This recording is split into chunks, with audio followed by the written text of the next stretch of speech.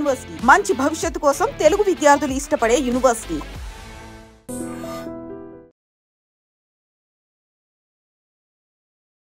జీడిమెట్ల అంజలికి సంబంధించిన కేస్ 2 రోజులుగా దీని గురించే అందరూ చర్చించుకుంటున్నారు. ఇంత ఘోరంగా ఒక అమ్మాయి కన్న తల్లిని ఎట్లా చంపుతుంది ఏంటి అనేది. ఇప్పుడు ఆ అమ్మాయి పోలీస్ స్టేషన్లో ఉంది అండ్ విచారణను ఎదుర్కొంటుంది. అట్లాగే ఈ చంపినటువంటి వ్యక్తి ఎవరైతే శివ ఉన్నాడో శివ అండ్ వాళ్ళ తమ్ముడు కూడా ఇప్పుడు పోలీస్ స్టేషన్లోనే ఉన్నారు. కానీ వీళ్ళు ఎంక్వైరీ చేస్తున్నప్పుడుగా చెప్తున్నటువంటి విషయాలు ఒక్కొక్కటి కూడా అంటే ఆమె బాల్యంలో అసలు ఏం ఫేస్ చేసింది, ఆమె ఎదుర్కొంది ఏంది, అప్పటి నుంచి కూడా ఈ అమ్మాయిని ఎక్కడ కూడా కరెక్షన్ చేయకుండా ఇది కాదు ఇది కరెక్ట్ అని చెప్పేవాళ్ళు ఎవరూ లేనందువల్లే ఇదంతా జరిగినట్టుగా కూడా పోలీసులు కొంత అనుకుంటున్నట్టుగా మనకున్నటువంటి సమాచారం. ఎందుకంటే ఫస్ట్ యాక్చువల్లీ నేను నిన్న కూడా చెప్పిన ఈ అంజలికి 2 మ్యారేజెస్ అయ్యాయి. ఫస్ట్ హస్బెండ్కి సంబంధించిన కూతురే ఇప్పుడు ఈ పెద్ద అమ్మాయి ఎవరైతే తల్లిని చంపిందో ఆ అమ్మాయి. సెకండ్ అమ్మాయి వచ్చేసి తల్లి మృతదేహం దగ్గర ఎవరైతే ఏడుస్తున్నారో సెకండ్ హస్బెండ్ వాళ్ళ పాప. సో ఇద్దరు కూడా ఆడపిల్లలే. ఫస్ట్ హస్బెండ్ యాక్చువల్లీ ఆయన సూసైడ్ చేసుకొని చనిపోయినట్టుగా మనకున్నటువంటి సమాచారం. ఆ తర్వాత నెక్స్ట్ హస్బెండ్ మొన్న ఒక సంవత్సరం క్రితమే యాక్సిడెంట్లో చనిపోయాడు. సో పిల్లల ఆలనా పాలన చూసేవాళ్ళు కావచ్చు, లేదంటే రెస్పాన్సిబిలిటీ తీసుకునే వాళ్ళు కావచ్చు, వీళ్ళు లేకపోవడం వల్లనే ఇప్పుడు ఈ పెద్దమ్మాయి మీద అది ఎక్కువ ప్రభావం చూపించింది అన్నటువంటి మాట కూడా పోలీసుల విచారణలో తేలుతున్నట్టు స్పష్టంగా మనకైతే అర్థమవుతోంది. యాక్చువల్లీ ఈ అమ్మాయిని విచారణ చేసినప్పుడు ఆమె బాల్యం ఏంటి, ఆమె ఏమేం ఫేస్ చేసింది ఏంటి అనేది కూడా పోలీసుల విచారణలో చెప్పిందట. ఫస్ట్ యాక్చువల్లీ ఆ తల్లి మీద ఆమెకు అసలు ప్రేమనే లేదు. ఎందుకంటే 7వ తరగతిలోనే ఆమె పోలీస్ స్టేషన్కి వెళ్ళి ఇదే తల్లి మీద అంజలి మీద ఒక రిపోర్ట్ ఫైల్ చేసింది. అదేంటి కంప్లైంట్ ఫైల్ చేసింది. అదేంటి అని అంటే నా తల్లి దగ్గర నేను ఉండలేను, ఆమె తిడుతుంది కొడుతుంది కాబట్టి నేను ఉండలేను అంటూ ఆమె 7వ తరగతి ఉన్న టైంలోనే వెళ్ళి కంప్లైంట్ చేసింది. అంటే ఎంత అయిష్టంగా ఇప్పుడు ఆ తల్లితో పాటు ఆ పిల్ల ఉంటుంది అనేది అక్కడే అర్థమవుతోంది. అంటే ఏ స్టేజ్లో 7వ తరగతిలోనే ఆమె పోలీస్ స్టేషన్కి వెళ్ళి కంప్లైంట్ చేసింది అంటే 4వ తరగతో 5వ తరగతి నుంచే ఆమెకు తల్లి అంటే అసహ్యం. ఇది స్పష్టంగా మనకైతే అర్థమవుతోంది ఇక్కడ. ఇప్పుడు 7వ తరగతినే ఆమె వెళ్ళి కంప్లైంట్ చేసిన తర్వాత పోలీసులు మందలించి మరీ 7th క్లాస్ అంటే జస్ట్ 12-13 ఏళ్ల టైంలోనే ఆమె కంప్లైంట్ ఇవ్వడంతో ఆమెకు కౌన్సిలింగ్ చేసిర్రు. అట్లాగే ఫ్యామిలీ మెంబర్స్ని పిలిపించిండ్రు. మీ దగ్గర పెట్టుకోకండమ్మా, ఆమెను తీసుకెళ్ళి ఇంకో చోట పెట్టండి అని పోలీసులు చెప్పడం. ఆ తర్వాత ఆమెను ఈ అంజలి వాళ్ళ చెల్లెలి దగ్గర గుండ్లపోచంపల్లిలో ఆమె ఉంటుంది. సో ఆమె దగ్గరనే ఒక 2 ఏళ్ల పాటు ఆమె దగ్గరనే ఉంచుకొని ఆమెని చదివించినటువంటి పరిస్థితి. ఇప్పుడు ఈ పెద్ద పాప ఎవరైతే ఉన్నారో జస్ట్ 3 నెలల క్రితమే తల్లి దగ్గరకు వచ్చింది. 3 నెలల క్రితమే తల్లి దగ్గరికి వచ్చినప్పుడు కూడా అయిష్టంగానే వచ్చింది. అండ్ దానికంటే ముందే ఇప్పుడు ఇన్స్టాగ్రామ్ పరిచయం శివతో పాటు ఉంది కాబట్టి 8 నెలల క్రితం నుంచే ఆయనతో ఉంది కాబట్టే ఇప్పుడు పక్కాగా ఆమె శివతోనే పరిచయం ఏర్పరచుకోవడానికి కావచ్చు, లేదంటే ఈమె నా తల్లిని అడ్డు తొలగించుకోవాల్సిందే, నా తల్లిని చంపేస్తే కానీ నాకు అడ్డు తగలదు.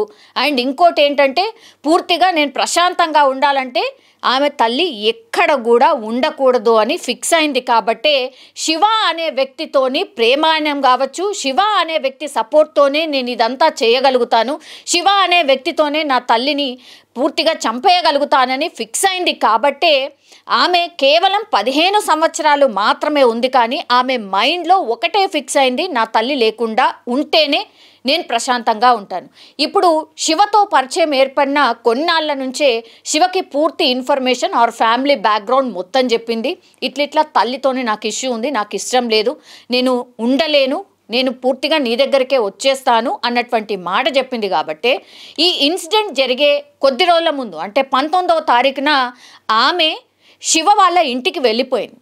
శివతో పాటు ఒక 3 రోజులు 4 రోజులు ఉన్న తర్వాత ఇప్పుడు అంజలి ఎవరైతే ఈ తల్లి ఉందో, ఎవరైతే చనిపోయిందో ఆమె పోలీసులకు కంప్లైంట్ చేయడం జరిగింది. నా పాప మిస్ అయింది కాబట్టి నేను కేసు ఫైల్ చేస్తున్నాను అన్నటువంటి మాట చెప్పింది. అయితే ఇప్పుడు ఈ శివ దగ్గరికి వెళ్ళే కంటే ముందే ఆల్రెడీ ఈ పెద్ద పాప ఎవరైతే ఉన్నారో ఆమె ఆల్రెడీ ఫిక్స్ అయిపోయిందనమాట. నేను ఇక రాను అని ఫిక్స్ అయింది కాబట్టే ఆమె దగ్గర, అంటే అంజలి దగ్గర, వాళ్ళ తల్లి దగ్గర ఉన్నటువంటి ఏ కొంత డబ్బో లేకపోతే బంగారమో తీసుకొని శివ ఇంటికి వెళ్ళిపోయింది. వెళ్ళిపోయిన తర్వాత ఆమె ఎక్స్పెక్ట్ చేయలేదు నిజంగా వెతుకుతుందనో లేకపోతే నన్ను మళ్ళీ బ్యాగ్ తీసుకొస్తారనో అనుకోలేదు. వెళ్ళిపోయింది కదా, ఇంకా వెళ్ళిపోయింది అనుకుంటుంది. ఎందుకంటే రోజు ఈమె వల్ల ఒక టైప్ ఆఫ్ టార్చర్ అనుకోండి. రోజు నా తల్లి నన్ను కొడుతుంది, రోజు నా తల్లి నన్ను తిడుతుంది, కాబట్టి నేను ఈ బాధ భరించలేను అన్నటువంటి మాట తల్లికి డైరెక్ట్గా చెప్పింది. ఇప్పుడు పోలీస్ స్టేషన్లో పోలీసుల విచారణలో అదే చెప్తోంది ఆ అమ్మాయి. సో ఆమె మైండ్లో ఫిక్స్ అయిపోయింది, తల్లి నో, నాకు అసలు అక్కర్లేదు, ఆమె లేకుండానే నేను బాగుంటాను అని ఫిక్స్ అయిపోయింది. కాబట్టే శివ సపోర్ట్ తీసుకొని వాళ్ళ తల్లిని చంపాలనుకుంది. అందులో భాగంగానే ఈ ప్లాన్ని ఇంప్లిమెంట్ చేసింది. శివతో పరిచయం ఏర్పరచుకోవడానికి కావచ్చు, ఇంకేదైనా కావచ్చు, వాళ్ళ ఇంటికి వెళ్ళిపోవడం కావచ్చు. ఇవన్నీ చూస్తుంటే పక్కాగా ఆమె తల్లి నుంచి విడిపోవాలనుకుంది, ఆ తల్లి లేకుండా ఉండాలనుకుంది. కాబట్టే ప్లాన్ ప్రకారమే శివతో పరిచయం ఏర్పరిచినట్టుగా ఆమె విచారణలో చెప్పినట్టుగా కూడా పోలీసులు చెప్తూ ఉన్నారు. అయితే ఇప్పుడు శివ అనే వ్యక్తి కేవలం 18 or 19 years, అంటే టీనేజ్. కాబట్టి ఆ వ్యక్తికి కూడా మనకు తెలుసు కదా, అంత డిసిషన్ మేకింగ్ ఉన్నటువంటి ఏజ్ అయితే డెఫినెట్లీ కాదు. ఈమె చెప్పడం, ఆ తర్వాత ఆయన కూడా అదే ట్యూన్లో ఆర్ అదే మైండ్ సెట్లో ఉండడంతో ఇప్పుడు కంప్లీట్లీ ఈ ప్లాన్ని ఇంప్లిమెంట్ చేసినట్టు లెక్క. అండ్ ఇంకోటి ఏంటంటే, శివకి ఈ విషయం చెప్పినప్పుడు ఎప్పుడైతే 3 రోజులు వాళ్ళ ఇంట్లో ఉండి వచ్చేసిన తర్వాత, ఆమెను తీసుకొని వచ్చిన తర్వాత తల్లి మళ్ళీ కొట్టింది, మళ్ళీ తిట్టింది. ఇంకా లాభం లేదనుకుంది, ఇంకా నా తల్లి లేకుండా చేయాల్సిందే, చంపేయాల్సిందే అని ఫిక్స్ అయ్యారు. లేకపోతే మన ఇద్దరిని కలవనివ్వదు, మన ఇద్దరిని పెళ్లి చేసుకోనివ్వదు, కాబట్టి ఈ తల్లిని చంపేయాల్సిందే అని ఫిక్స్ చేసిందట. శివతోని మాట్లాడినప్పుడు శివకు చెప్తే, అదేంటి నువ్వు అట్లా చేయకు, అట్లా మాట్లాడకు, కూర్చుందాం, మాట్లాడదాం, ఏదన్నా చెప్పినా సరే ఇంకా ఆయన మాట వినట్లేదు అన్నప్పుడు ఇంకా బెదిరింపులకు దిగిందట. ఒకవేళ నువ్వు వచ్చి మా తల్లిని చంపకపోతే నేను ఆత్మహత్య చేసుకుంటాను, అది కూడా నీ పేరు రాసి ఆత్మహత్య చేసుకుంటాను, మన మధ్యలో ఏమేం జరిగిందో కూడా పూర్తిగా నేను రాసి నీ పేరు మీద పూర్తిగా రాసిన తర్వాతనే నేను ఆత్మహత్య చేసుకుంటాను అని బెదిరించింది. కాబట్టి తప్పనిసరి పరిస్థితుల్లో ఈ శివ తమ్ముడు ఇప్పుడు వాళ్ళ అమ్మని చంపడానికి వచ్చినటువంటి పరిస్థితి. ఇప్పుడు టోటల్గా విచారణలో ఆమె చెప్తున్నటువంటి విషయాలు చూస్తే ఆమె ఎప్పటి నుంచో తల్లి దగ్గర ఉండాలని ఇష్టం లేదు, కాబట్టే ఇంకా తప్పనిసరి పరిస్థితుల్లో ఇంకా తల్లి లేకపోతేనే నా జీవితం బాగుంటుంది అనుకున్నది, కాబట్టే ఇదంతా చేసినట్టుగా పోలీసుల విచారణలో స్పష్టంగా అర్థమవుతోంది.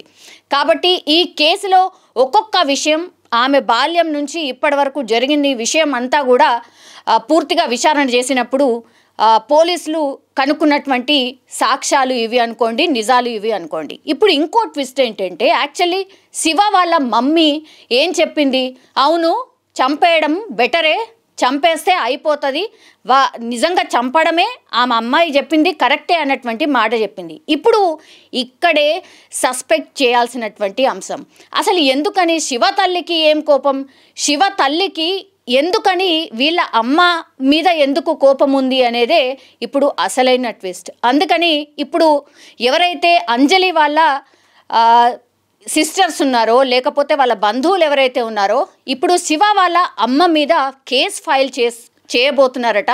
అసలు ఎందుకని శివ వాళ్ళ అమ్మకి ఏంటి ఇంట్రెస్ట్, శివ వాళ్ళ అమ్మ ఎందుకని అంజలి చంపేయడమే బెటర్, అంజలిని చంపేస్తే అన్నిటికీ ప్రాబ్లం సాల్వ్ అవుతుంది అన్న మాట ఎందుకు చెప్పాల్సి వచ్చింది, ఇది ఇప్పుడు అంజలి వాళ్ళ బంధువులందరూ కూడా పోలీసులకు కంప్లైంట్ చేయబోతున్నట్టుగా కూడా చెప్తున్నారు. సో ఇది కేసులో అసలైన ట్విస్ట్ అనుకోవచ్చు. ఇప్పుడు ఎట్లాంటి విచారణ జరగబోతోంది, ఈ అమ్మాయిని అట్లాగే శివ వాళ్ళ అమ్మని కూడా అదుపులోకి తీసుకున్న తర్వాత విచారణ చేస్తే ఇంకేమి నిజాలు బయటకు వస్తాయి? మరి కోపం ఎందుకు? ఎందుకంటే మీకు ఎన్ని రోజుల నుంచి పరిచయం? కేవలం 8 నెలల నుంచే శివ పరిచయం అంటున్నారు.